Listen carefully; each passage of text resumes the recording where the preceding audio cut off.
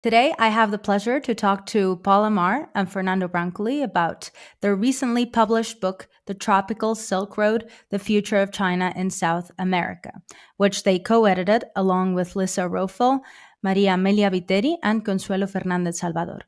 To give you some context, the Tropical Silk Road captures the intersection of two of the world's most transformative processes. On the one hand, China's rapidly expanding sphere of influence across the global south, and on the other hand, the disintegration of some of Latin America's most important biomes, an intersection that took another step in April 2020 with Xi Jinping's launch of a new Health Silk Road agenda of aid and investment that would extend the Eurasian African Belt and Road Initiative to Latin America. I'm sure our guests will provide a more detailed and better explanation of what the book is about in a few minutes, but let me introduce them first. Fernando Brancoli is adjunct professor of international security and geopolitics at the Institute of International Relations and Defense at the Federal University of Rio de Janeiro. And Paul Amar is professor of global studies and director of the Orfalea Center for Global and International Studies at the University of California, Santa Barbara. Very long descriptions. It means you're very accomplished people. Welcome, Fernando, and welcome, Amar. I'm very happy to talk to you today. Thank you. I guess the first thing I'd like to ask either of you is if you could briefly explain what the book is about, and maybe if you could tell us how it fits into the interests of the Security and Context community and project. So thanks so much, Anita. Yeah, I'll start things off, but then pass it to Fernando. We're both in Rio de Janeiro working on our next phase of research. So I'm really thrilled to speak to you folks. So this book, The Tropical Silk Road, which came out from Stanford University Press a couple months ago, relates to the Security and Context grant. First, I want to the Security and Context collaboration.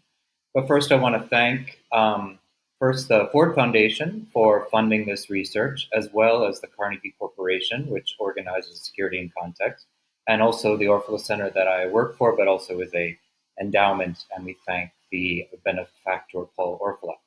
So second, I think it's just an amazing network that we have with Security and Context, partnering with Global South researchers in the Middle East, in Latin America, across the world, who are trying to rethink what security means and how violence, economic security, and social security are experienced on the ground, particularly in the Global South. So this book is really focusing on rethinking these questions of what security means and how it's practiced, both in the kind of negative sense of questions of militarization and violent policing and paramilitary actions in these areas, but also the questions of economic security. What does it mean to have sovereignty over your own resources, your own land, your own communities in a participatory way? So this book is about investment in major mining, infrastructure, extraction, and port facility projects, mostly in the Amazon region and in other parts of Brazil and the Andes. And there's three relationships with the Security and Context project. First, we look at questions of militarization, paramilitary, and militia groups around these mine projects, around these port building projects, around these infrastructure projects, and particularly the way that indigenous communities or communities which are primarily Black or minority are targeted and are particularly resisting these forms of paramilitary militia and military-run operations. Often these projects, big infrastructure and mining projects, are in rural areas where there's not much human rights accountability. There's not many journalists to witness what's going on. And often the territories are run by military or paramilitary groups, not by municipal city councils or by elected authorities in the regular sense. So that's the first thing. The second thing is that we're really interested in notions of cultural security and social security, and how indigenous groups, resistance groups, feminist groups, and also Chinese laborer and civic groups, which are located now in Brazil and in Ecuador, how they think of cultural security and social security. How do they think of safety in terms of its social value, in terms of its positive and diverse cultural meanings. So that's something that this project, Security in Context, is unique in that we really theorize and research cultural and social security as well as the questions of kind of militarized and police security. So finally, we're really interested in this question of economic security, which is also a hallmark of this project. We want to rethink what are the economic objectives of development around these major projects. Because both on the left of the political spectrum and on the right of the political spectrum, there's a lot of interest in mining, in extraction of oil and petroleum, in mega infrastructure projects, hydroelectric projects, as hallmarks of the future, of modernity, of development. But many of our organizers and researchers in this book have an alternative notion of economic security and development that doesn't focus on fossil fuel extraction and on major infrastructure projects. So we come at it from those three angles. I don't know if Fernando, you want to add Yes, something just to a this? small point. Thank you so much, Anita. I would like also to highlight, Amar did a great job explaining all this. I think we are also quite related to security in context in the sense of a methodological approach that we really try to engage not only a sort of bird eye view, a satellite view of what's going on the field, but we did a lot of field work and we tried to include a lot of local voices on this discussion.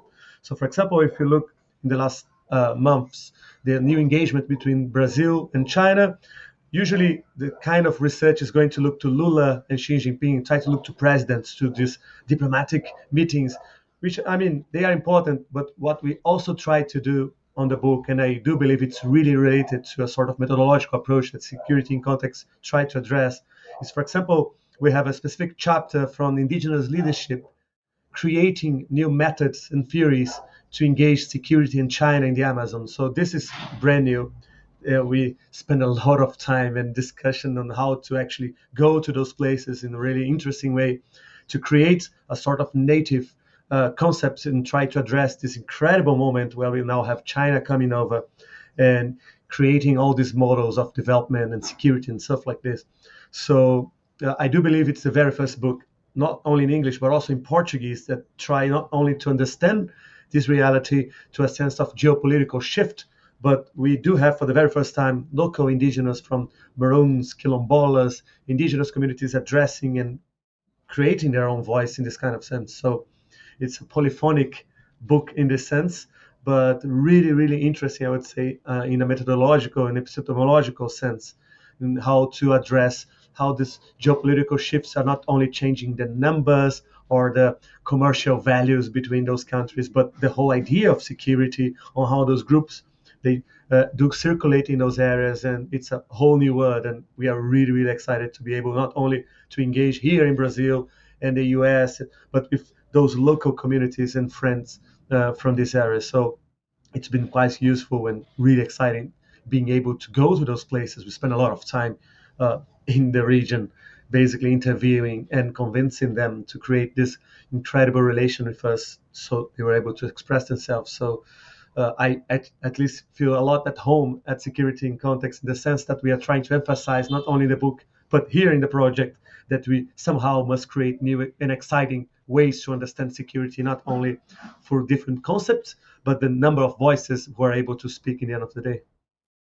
Yeah, I mean, I think when producing any kind of knowledge based on research, new methodological perspectives are key, and we tend to ignore methodology, but I think it's a very important part of any kind of research. And when you're having the people in mind, I think there's a lot of potential there. So I completely agree with you. I wanted to get a little bit more into the nitty gritty. I wanted to ask you, because the book is made up of 30 short essays, which is a lot, and so it brings together, as you were already saying, a huge variety of perspectives. For an economic perspective, anthropological, political science, activism from different traditions, Black, feminist, indigenous, Chinese stakeholders have also participated, environmental activists, journalists. So a lot of perspectives there. Could either of you briefly explain how all of these perspectives that you've included, that you've reflected in the book, contribute to providing a well-rounded understanding of China's expanding influence in South America and also its impact on the environment? Fernando, you want to start? Sure. So again, when we were trying to address this movement of China coming over and all the changes in the environment, we again were able to map that most of the discussion was concentrated on the political and economic side. And again, this is important, but at the same time, we had this feel, especially we have been doing field work in Brazil and Ecuador for a long time, that there were consequences that were being ignored in other areas. And I think we were quite lucky in this sense because, for example, Stanford University Press, which is such a great place to publish a book, they almost don't do edited volumes anymore. So they were quite happy because we were able to integrate a lot of brand new discussions into this. And again, since we have been looking into these topics and different topics in the last decade, I would say, we were already receiving messages and comments from colleagues from Black movements, from feminist groups that listen. There is already a lot of stuff happening on the field. We're already engaging with Chinese officials coming over in the Amazon. So we knew that there was a history to being told there that has been completely ignored by the mainstream research, I would say. The media was completely ignoring this. We're also quite happy that now things are getting track in Brazil because the book is already being so well received. It's already generating some articles in the newspapers and stuff like this because in the end of the day, this movement was already happening, but the traditional and standard eye look was looking to politics and economic in the end of the day and to the discourses in the high level. What we tried to do in the end was a sort of cartography of those groups engaged in different ways. And again, I would say the results are way more exciting than if you just look into the political and environmental sector. I mean, you would say, well, the Chinese are coming over, different, and I mean, we were able also to express a sort of constellation of Chinese groups. It was not like China coming over only in the end of the day. I mean, there was different between the companies and which Chinese specific group were coming over with different engagements. We were quite happy to see that the results were also different. I mean, if you look into how the feminist groups are engaging in this kind of things, they are already engaging in exciting ways of how to theorize about this Chinese usually male worker coming over and how they engage with Brazilian communities and what kind of discussions are being played on this kind of things. Also, the indigenous, there's a huge discussion, an interesting discussion right now that if you look into traditional investments in the Amazon from the US or from Canada, for example, would be one specific way. The Chinese are creating a whole new model of production. And again, what this in the end of the day represents for those groups, and they are creating again completely different perspectives from the feminists and from the other colleagues. So again, we were quite happy to get a lot of engagement and funding from different places, so we could somehow engage in this kind of things. That's it, Amar. Yes, would you like to say something to that? No, I thought that was a perfect answer. I just wanted to just add that we had two kind of overarching commitments in terms of the politics of knowledge production. One is that we really wanted to avoid any kind of simplistic grouping of the authors as being kind of the pro-China or the anti-China groupings, because the kind of xenophobia or the kind of fear of China is such a part of the geopolitical moment. So we want to make sure that our methodology, although critically evaluating these investment projects, did not fall into any kind of particular targeting. And so our methodology includes various perspectives from the indigenous Black journalist, environmentalist, feminist organizers, but it also involves several different kinds of Chinese stakeholders and perspectives, including social media perspectives and cultural labor perspectives on the ground. So, and then second, we also wanted to make sure that we don't have a statist lens for analyzing these phenomena. So that our methodology is not just pluralistic, but it also provides a space that's beyond seeing the state as the unit of analysis. And that really democratizes, pluralizes, and radicalizes the potential for analysis, because we, not just by moving from the geopolitical level to the grassroots, but by disaggregating the state as the primary decision maker and actor in our studies. So we hope that that's kind of a model for this kind of international analysis that really gets to the grassroots level. So, what are the primary challenges and opportunities presented by China's tropical Silk Road for South America? You want me to start on that one, Fernando? So this is an incredible moment of opportunity, particularly in the past few months. We began this research. All of us began this research years ago, but this research came together, crystallized as a project in February and March of 2020 during research in the Amazon region, partnership research between Fernando, myself, the anthropologist in Ecuador, Lisa Rofel, Chinese researchers, indigenous researchers. And of course, immediately we were faced with the arrival of the pandemic. So that heightens the importance and the urgency around some of these questions, since many of the indigenous communities affected already by infrastructure investment and mining projects were then doubly, triply impacted by the pandemic and by the rise in militarization and paramilitary activity that happened during the pandemic, which is a story that we capture in part in this book. So this book reflects the research we were already doing on this set of investment projects, but it also reflects the transition that happened during the pandemic, which ended up producing, in some cases, some positive openings, despite the incredible stresses and the tragedies that occurred during that period, which we were following day by day as we completed this collaborative book. So the first opening, of course, as we know, is that in many Latin American countries, Colombia, Brazil, there were new governments elected during this period. In Ecuador, there was a very important election that happened in the middle of the writing of this book, in which, although the results were the election of a kind of business-friendly neoliberal government, the election actually revealed a three-way split in the political terrain of Ecuador, which includes the kind of statist, extractivist left that supports these infrastructure projects and mining projects, then an indigenous activist left, which got votes from about 30% of the population, which is eco-feminist, eco-socialist, environmental activist in origin, and then another third of the polity, which was this kind of neoliberal business-oriented party.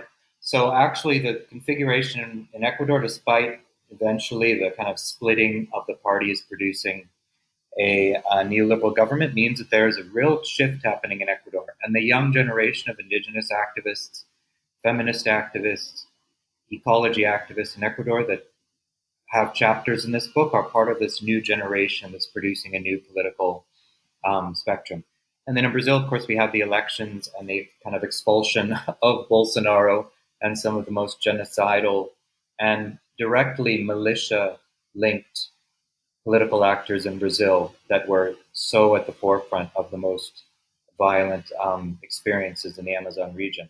However, the new government of Lula, as we've discussed in this book, also carries with it, like part of the left in Ecuador, a fascination with mega projects of extraction, agribusiness, hydroelectric power that are actually quite damaging and are against the interests of the indigenous people and the Black communities who, not by coincidence, are almost always located exactly in the locations where these projects are built. So new contradictions have been heightened in the last couple of years, and these case studies reveal real plans, ways of thinking, ways of acting, ways of producing public policy that can be a new model for progressives and not repeat the old mistakes of the Correístas or the PT in Brazil and Ecuador. So, as you already know, because you're very familiar with the project, one of security and context lines of research is the study of multipolarity, great power competition, and the global South. How does the book provide insights into the implications of post-US centered world order, and what are the possible consequences for South America as China's influence grows? I think you can start, Fernando, if you want. Yeah, I think it's related to what Amar was mentioning. I think the very first point is that we are trying here to engage in a conversation where the sort of left and right discussion regarding China and the US is now way more complex than we were trying to address, I would say, in the last decade. I mean, that you could notice a sort of more left wing orientation towards China and a sort of resentment towards the US and things like that. What we are witnessing right now is different forms of engagement depending on the topic, depending on the subject and how things are being played out in this sense. So, for example, what we do have, and we are mapping this right now, is China and the US, for example, competing on who's going to give more money to Brazil on the Amazon. And again, it's not just about financing, it's about the whole model and structure on to create those mega projects and stuff like this. So I think the very first point is we are trying now to push over a discussion on this sort of binary between how things used to operate are now changing, slowly changing in this sense. The second point is we are mapping in sort of creating an interesting constellation that we do have more answers in the end of the day if we don't integrate just the state of Brazil with the state of China, for example. We do have in Brazil now different discussions between state governors engaged in way more interesting ways with state governors in China, creating new models of activism. And for example, during the pandemic, we had this movement operating. So uh, when we think about multipolarity, it looks like from one way or another, people are trying to which side you're going to be in the end of the day. What we are trying to discuss here, it's at least in Brazil and Ecuador and other places in Latin America, those sides are a complete mashup between what the state governor is doing, what indigenous activists are doing, and how this multipolarity is not only in the state level, but like Amar mentioned, a sort of disaggregate discussion, a constellation of actors engaged in different ways. So I don't know if we are going to create in the end a book say, well, Brazil is moving this or that way. It's way more exciting, way more interesting to see how those actors interact with each other, construct different narratives, and engage in the sense.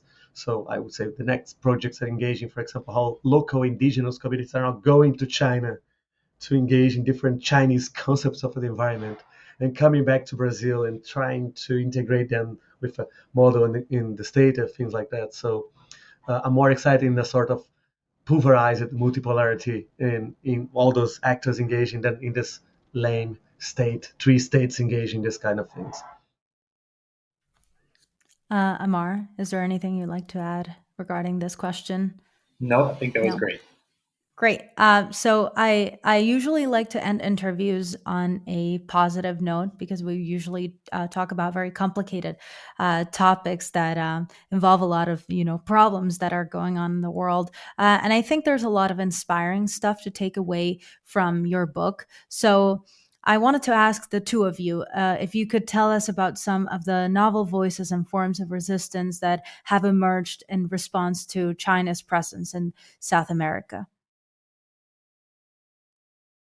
Well, I could start off and then pass to Fernando. I think what's very exciting in that we might not have anticipated this in the darkest times of 2021 when we were all retreating, um, but that in the last year or two, I think we've seen the kind of organizing that this book spotlights, that it provides a space for, has really succeeded in seizing parts of the public sphere, the conversation, and even elected to office. We've had two or three of our authors who participated in this volume have run for elections, and a couple of them have become, leaders in the Brazilian political sphere. We've had young student activists who wrote chapters in the Ecuador volume, who are now completing their studies and have founded major NGOs with high visibility.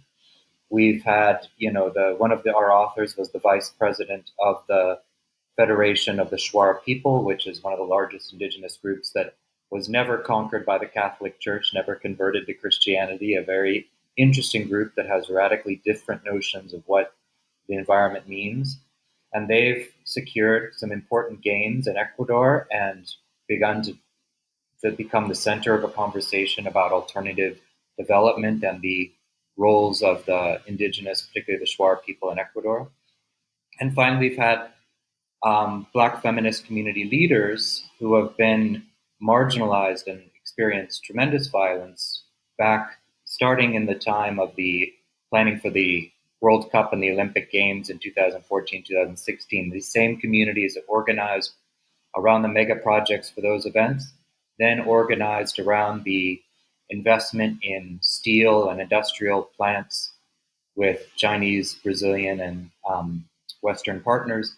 They've now begun to be very visible and to actually transform party politics in Rio de Janeiro. So I think the moment really, although extremely urgent and riddled with new kinds of challenges, actually shows that local organization and the kind of voices and original strategies developed by the authors in this volume is working and is taking new space. And if we look below the level of the presidents and the diplomats, you're going to see that the terrain has actually changed and that this volume is actually reflecting that in a really powerful way.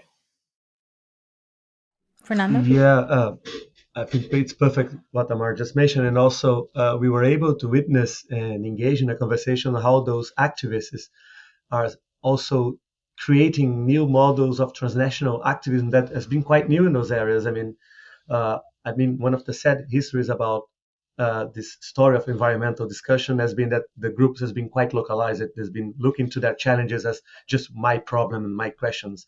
And I think we were able to see, and a lot of the voices we were able to engage in the book, they are now starting to see that the struggle is also transnational struggle. So they're starting the conversation. We have being able to talk to groups of indigenous are going to Brazil, to Ecuador, now to the US, and then to Europe and to China. So there's also a brand new sort of movements that are now starting to engage with localized problems, but they want to talk and they want to discuss with colleagues and other groups on other places that are sharing this global South problems. So again, being able to organize this book and be able to listen to those voices engaging with their questions has been absolutely an optimistic moment, because you see that the creation of tools to actually better address those kind of things do have a more exciting way when engaged with different groups. So it's going to be the very first, I would say, of book. We will have another coming over in the sense that those groups are engaging no more. They're looking to the outside in a way more interesting way. Yeah, I'm actually really excited to hear more about your new research that you're conducting, but I'll leave that for another interview so that I have an excuse to talk to you again. Paul Amar and Fernando Brancoli, thank you so much for joining me today at Security in Context. It's always a pleasure to learn from you. So thank you.